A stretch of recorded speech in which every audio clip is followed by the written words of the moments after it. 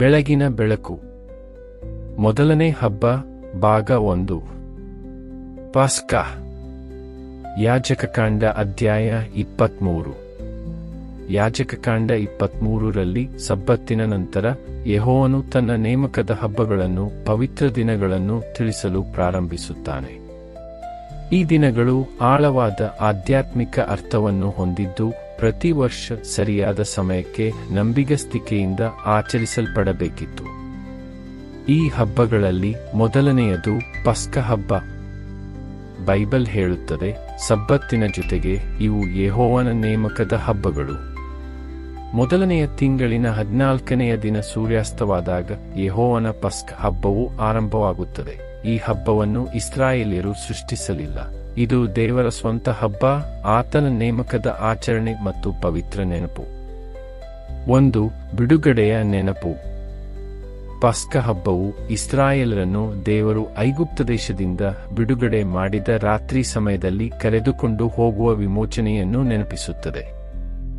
ಏನೆಂದರೆ, ಆ ರಾತ್ರಿ ದಂಡನೆಯು ಐಗುಪ್ತದ ಮೇಲೆ ಬಿದ್ದಿತು, ಆದರೆ ಕುರಿಯ ರಕ್ತದ ಮೂಲಕ ಇಸ್ರಾಯೇಲ್ಯರಿಗೆ ಕರುಣೆಯ ರಕ್ಷಣೆಯು ದೊರೆಯಿತು. ಈ ಘಟನೆಯನ್ನು ಎಂದಿಗೂ ಮರೆಯಬಾರದು ಎಂದು ದೇವರು ಇಸ್ರಾಯೇಲರಿಗೆ ಆಜ್ಞಾಪಿಸಿದನು. ನೀನು ಇದನ್ನು ನಿತ್ಯ ಕಟ್ಟಳೆಯಾಗಿ ನಿಮ್ಮ ಪೀಳಿಗೆಗಳಲ್ಲೆಲ್ಲ ಹಬ್ಬವಾಗಿ ಆಚರಿಸಬೇಕು. ವಿಮೋಚನಕಾಂಡ 12:14. ಪ್ರತಿ ಪಸ್ಕ ಹಬ್ಬವು ದೇವರ ಮಹಾಕಾರ್ಯಗಳ ವಾರ್ಷಿಕ ಜ್ಞಾಪಕವಾಯಿತು. ಇದು ದೇವರು ಐಗುಪ್ತಕ್ಕೆ ದಂಡನೆ ವಿಧಿಸಿದನು, ತನ್ನ ಜನರನ್ನು ವಿಮೋಚಿಸಿ ಇಸ್ರಾಯೇಲರ ಚೊಚ್ಚಲ ಮಕ್ಕಳನ್ನು ಉಳಿಸಿದನು ಮತ್ತು ಫರೋಹನ ಅಧಿಕಾರವನ್ನು ಮುರಿದನು ಎಂದು ಹೇಳುತ್ತದೆ. 2. ಬೋಧನೆಯ ಹಬ್ಬ, ಶಿಕ್ಷಣಾತ್ಮಕ ಮಹತ್ವ. ಪಸ್ಕವು ಕೇವಲ ಸ್ಮರಣೆಯಲ್ಲ, ಅದು ಒಂದು ಬೋಧನೆಯ ಹಬ್ಬವೂ ಆಗಿತ್ತು. ಪ್ರತಿ ಪೀಳಿಗೆಯಲ್ಲಿರುವ ಮಕ್ಕಳು ಈ ಕಥೆಯನ್ನು ಮತ್ತೆ ಮತ್ತೆ ಕೇಳಬೇಕು ಎಂದು ದೇವರು ಅದನ್ನು ವಿನ್ಯಾಸಗೊಳಿಸಿದನು. ವಿಮೋಚನಕಾಂಡ 12:26-27 ಹೇಳುತ್ತದೆ, ನಿಮ್ಮ ಮಕ್ಕಳು ಈ ವಿಧಿ ನಿಮಗೆ ಏನನ್ನು ಸೂಚಿಸುತ್ತದೆ ಎಂದು ನಿಮ್ಮನ್ನು ಕೇಳಿದಾಗ ನೀವು ಹೇಳಬೇಕು, ಇದು ಯೆಹೋವನ ಪಸ್ಕ ಯಜ್ಞ. ಪ್ರತಿ ವರ್ಷ ತಂದೆ ತಾಯಿಗಳು ದೇವರು ಅವರನ್ನು ಹೇಗೆ ರಕ್ಷಿಸಿದನು ಎಂಬುದನ್ನು ಮಕ್ಕಳಿಗೆ ಹೇಳುತ್ತಿದ್ದರು.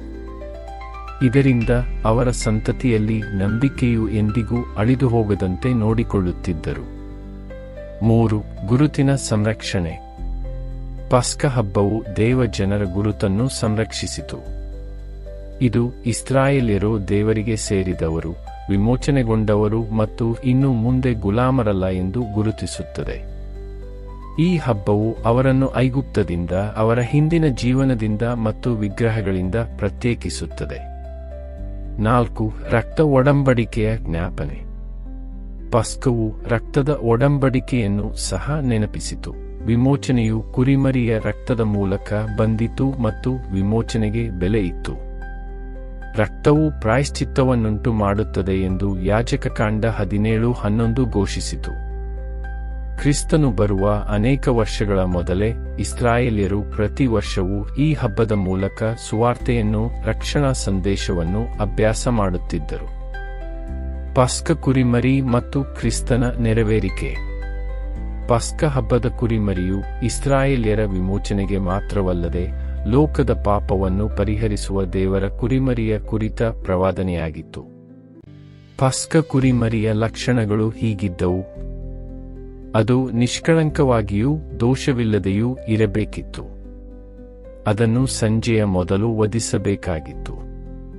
ಅದನ್ನು ಬೆಂಕಿಯಿಂದ ಸುಡಬೇಕಾಗಿತ್ತು. ಅದರ ಒಂದು ಎಲುಬು ಮುರಿಯದಂತೆ ನೋಡಿಕೊಳ್ಳಬೇಕಾಗಿತ್ತು. ಪ್ರತಿಯೊಂದು ಪಸ್ಕದ ಕುರಿಮರಿಯು ಲೋಕದ ಪಾಪವನ್ನು ಹೊತ್ತುಕೊಂಡು ಹೋಗುವ ದೇವರ ಕುರಿಮರಿಯಾದ ಯೇಸುವಿನ ಕಡೆಗೆ ಕೈತೋರಿಸುತ್ತಿತ್ತು. ಯೋಹಾನ 1:29. ಕ್ರಿಸ್ತನು ಬಂದು ಇದನ್ನು ನೆರವೇರಿಸುವ ತನಕ ಇಸ್ರಾಯೇಲ್ಯರು ಈ ಪ್ರವಾದನೆಯನ್ನು ಆಚರಿಸುತ್ತಿದ್ದರು. ಅದಕ್ಕಾಗಿಯೇ ಅಪೊಸ್ತಲ ಪೌಲನು, ನಮ್ಮ ಪಸ್ಕವಾಗಿರುವ ಕ್ರಿಸ್ತನು ನಮಗೋಸ್ಕರ ಯಜ್ಞವಾಗಿ ಅರ್ಪಿತನಾದನು 1 ಕೊರಿಂಥ 5:7 ಎಂದು ಬರೆಯುತ್ತಾನೆ. ದೇವರ ಕೃಪೆಯ ನೆನಪು. ಪಸ್ಕವು ಇಸ್ರಾಯೇಲ್ಯರು ಒಮ್ಮೆ ಗುಲಾಮರಾಗಿದ್ದನ್ನು ಮತ್ತು ದೇವರು ಅವರನ್ನು ಬಿಡುಗಡೆ ಮಾಡಿದ ಕೃಪೆಯನ್ನು ನೆನಪಿಸಿತು. ನೀನು ಐಗುಪ್ತದಲ್ಲಿ ದಾಸನಾಗಿದ್ದೀಯೆ, ನಿನ್ನ ದೇವರು ನಿನ್ನನ್ನು ಅಲ್ಲಿಂದ ಬಿಡಿಸಿ ತಂದನೆಂಬುದನ್ನು ನೆನಪು ಮಾಡಿಕೋ. ಧರ್ಮೋಪದೇಶ ಕಾಂಡ 5:15. ಪ್ರತಿಯೊಂದು ಆಚರಣೆಯು ವಿನಯ, ಕೃತಜ್ಞತೆ ಮತ್ತು ದೇವರ ಕರುಣೆಯನ್ನು ನೆನಪಿಸುತ್ತಿತ್ತು. ಇದು ಒಡಂಬಡಿಕೆಗೆ ತಮ್ಮ ನಂಬಿಕೆಯನ್ನು ನವೀಕರಿಸುವ ವಾರ್ಷಿಕ ಆಧ್ಯಾತ್ಮಿಕ ಮರುಹೊಂದಾಣಿಕೆಯಾಗಿತ್ತು. ಎಲ್ಲಕ್ಕಿಂತ ಹೆಚ್ಚಾಗಿ ಪಸ್ಕವು ಇಸ್ರಾಯೇಲರದ್ದಲ್ಲ, ಅದು ಯೆಹೋವನ ಪಸ್ಕ. ಯಾಜಕಕಾಂಡ 23:5 ಎಂಬುದನ್ನು ಈ ಹಬ್ಬ ಸ್ಪಷ್ಟಪಡಿಸಿತು. ಪಸ್ಕದ ಸಮಯ ಮತ್ತು ಕ್ರಿಸ್ತನ ಮರಣ. ಪಸ್ಕವನ್ನು ಸಂಪೂರ್ಣವಾಗಿ ಅರ್ಥಮಾಡಿಕೊಳ್ಳಲು ಇಸ್ರಾಯೇಲ್ಯರು ದಿನವನ್ನು ಹೇಗೆ ಎಣಿಕೆ ಮಾಡುತ್ತಿದ್ದರು ಎಂಬುದನ್ನು ಅರ್ಥಮಾಡಿಕೊಳ್ಳಬೇಕು. ನ್ಯಾಯ ಪ್ರಮಾಣದ ಪ್ರಕಾರ ದಿನವು ಸೂರ್ಯಾಸ್ತದ ಸಮಯದಲ್ಲಿ ಪ್ರಾರಂಭವಾಗುತ್ತದೆ, ಮಧ್ಯರಾತ್ರಿಯಲ್ಲಿ ಅಲ್ಲ. ಆದ್ದರಿಂದ ನಿಸಾನ್ 14ರ ದಿನವು ಸಂಜೆ 6 ಗಂಟೆಯ ಸುಮಾರಿಗೆ ಸೂರ್ಯಾಸ್ತದಲ್ಲಿ ಪ್ರಾರಂಭವಾಗಿ ಮುಂದಿನ ಸೂರ್ಯಾಸ್ತದಲ್ಲಿ ಕೊನೆಗೊಳ್ಳುತ್ತಿತ್ತು. 2 ಮುಖ್ಯ ಸಮಯಗಳು. ನ್ಯಾಯ ಪ್ರಮಾಣವು 2 ಪ್ರಮುಖ ಅಭಿವ್ಯಕ್ತಿಗಳನ್ನು ಬಳಸುತ್ತದೆ. 2 ಸಂಜೆಗಳ ಮಧ್ಯದಲ್ಲಿ ಬೈನ್ ಹಾರ್ ಬಾಯಿಮ್, ಇದರರ್ಥ ಮಧ್ಯಾಹ್ನ 3 ಗಂಟೆಯಿಂದ ಸೂರ್ಯಾಸ್ತದ ನಡುವಿನ ಸಮಯ. ಸಂಜೆಯ ಹೊತ್ತಿಗೆ, ಇದರರ್ಥ ಸೂರ್ಯ ಮುಳುಗುವ ಸರಿಯಾದ ಕ್ಷಣ. ಮೊದಲ ಸಂಜೆ ಸೂರ್ಯನು ಇಳಿಯಲು ಪ್ರಾರಂಭಿಸಿದಾಗ ಸುಮಾರು 3 ಗಂಟೆ ಶುರುವಾದರೆ, ಎರಡನೇ ಸಂಜೆ ಸೂರ್ಯಾಸ್ತವೇ ಆಗಿದೆ. ಕುರಿಮರಿ ಯಜ್ಞದ ಸರಿಯಾದ ಸಮಯ. ಈ ಸಮಯದ ವಿವರಗಳನ್ನು ಗಮನಿಸಿದಾಗ ಪಸ್ಕದ ಸಮಯ ಸ್ಪಷ್ಟವಾಗುತ್ತದೆ. ನಿಸಾನ್ 14ರಂದು ಕುರಿಮರಿಗಳನ್ನು ಸಂಜೆಗಳ ಮಧ್ಯದಲ್ಲಿ, ಅಂದರೆ ಮಧ್ಯಾಹ್ನ 3 ಗಂಟೆಯಿಂದ ಸೂರ್ಯಾಸ್ತದ ನಡುವೆ ವಧಿಸಲಾಯಿತು.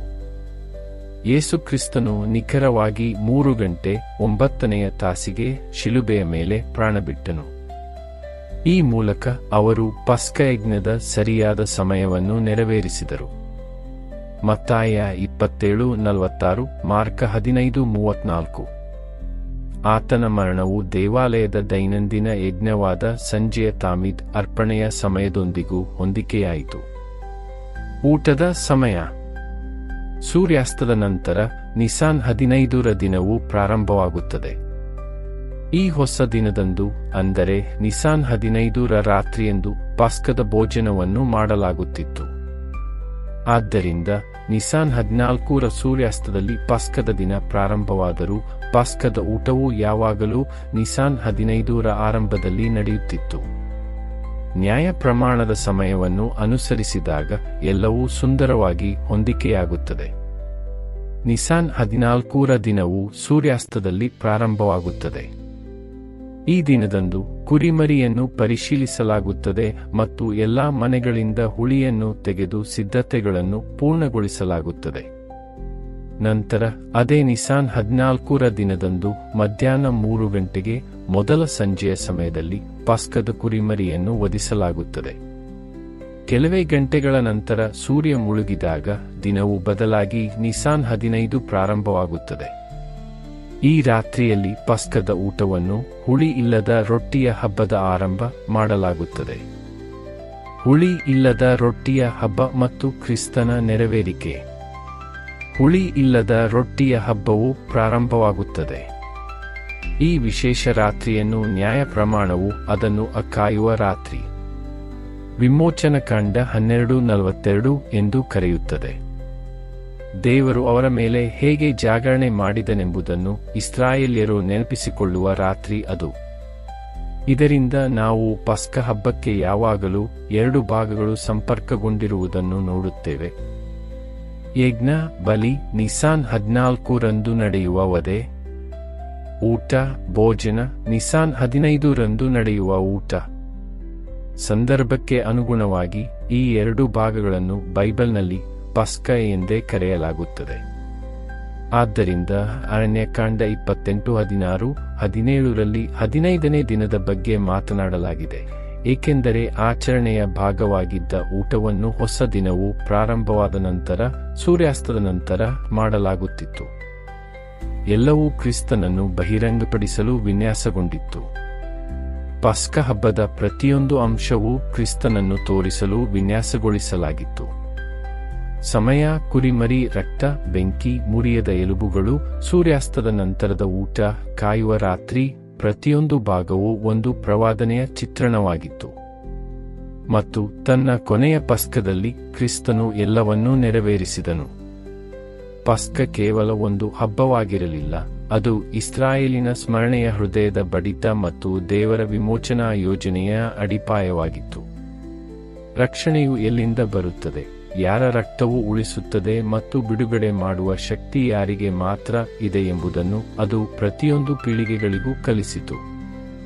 ಇದು ಇಂದು ನಮಗೆ ನೆನಪಿಸುತ್ತದೆ. ದೇವರ ಯೋಜನೆಯ ಪ್ರತಿಯೊಂದು ಭಾಗವು ಅದರ ಸರಿಯಾದ ಸಮಯದಲ್ಲಿ ಸಂಪೂರ್ಣವಾಗಿ ಅನಾವರಣಗೊಳ್ಳುತ್ತದೆ. ಮತ್ತು ನಮ್ಮ ಪಸ್ಕವಾಗಿರುವ ಕ್ರಿಸ್ತನು ನಮ್ಮನ್ನು ತನ್ನ ವಿಮೋಚನೆಗೊಂಡ ಜನರನ್ನಾಗಿ ಮಾಡಿದ್ದಾನೆ. ನಾವು ಇನ್ನು ಮುಂದೆ ಗುಲಾಮರಲ್ಲ, ಆದರೆ ದೇವರಿಗೆ ಸೇರಿದವರಾಗಿದ್ದೇವೆ. ಮುಂದಿನ ಪಾಠ ಮತ್ತು ಪ್ರಾರ್ಥನೆ. ಈ ಹಬ್ಬದಲ್ಲಿ ಅನೇಕ ಆಳವಾದ ಮತ್ತು ಸುಂದರವಾದ ಆತ್ಮಿಕ ಅರ್ಥಗಳು ಅಡಗಿವೆ ಮತ್ತು ಪ್ರತಿಯೊಂದು ದೇವರ ಯೋಜನೆಯ ಮತ್ತೊಂದು ಭಾಗವನ್ನು ಬಹಿರಂಗಪಡಿಸುತ್ತದೆ. ನಾವು ನಾಳೆ ಅವುಗಳಲ್ಲಿ ಕೆಲವನ್ನು ಅಧ್ಯಯನ ಮಾಡಲು ಸಮಯ ತೆಗೆದುಕೊಳ್ಳುತ್ತೇವೆ. ಪ್ರಾರ್ಥನೆ. ತಂದೆಯೇ, ನಿಗದಿತ ಸಮಯದಲ್ಲಿ ಮರಣ ಹೊಂದಿ ತನ್ನ ರಕ್ತದಿಂದ ನಮ್ಮನ್ನು ವಿಮೋಚಿಸಿದ ಪಸ್ಕ ಕುರಿಮರಿಗಾಗಿ ನಾವು ನಿನಗೆ ಕೃತಜ್ಞತೆ ಸಲ್ಲಿಸುತ್ತೇವೆ. ನಮ್ಮ ರಕ್ಷಣೆಯ ವೆಚ್ಚವನ್ನು ನಾವು ನೆನಪಿನಲ್ಲಿಟ್ಟುಕೊಳ್ಳಲು ಮತ್ತು ವಿನಯ ಹಾಗೂ ಕೃತಜ್ಞತೆಯಿಂದ ನಡೆಯಲು ನಮಗೆ ಸಹಾಯ ಮಾಡು. ನಿನ್ನ ವಿಮೋಚನೆಗೊಂಡ ಜನರಾಗಿ ಪ್ರತ್ಯೇಕಿಸಲ್ಪಟ್ಟು ಮತ್ತು ನಿನ್ನ ಒಡಂಬಡಿಕೆಗೆ ನಂಬಿಗಸ್ತರಾಗಿ ಜೀವಿಸಲು ನಮ್ಮ ಹೃದಯಗಳನ್ನು ಬಲಪಡಿಸು. ನಾವು ನಿನ್ನ ನೇಮಕದ ಹಬ್ಬಗಳ ಆಳವನ್ನು ಕಲಿಯುವುದನ್ನು ಮುಂದುವರೆಸಿದಂತೆ ನಿನ್ನ ಸತ್ಯದ ಬೆಳಕು ನಮ್ಮನ್ನು ಮಾರ್ಗದರ್ಶಿಸಲಿ. ಕ್ರಿಸ್ತನ ಹೆಸರಿನಲ್ಲಿ ಪ್ರಾರ್ಥಿಸುತ್ತೇವೆ. ಆಮೆನ್.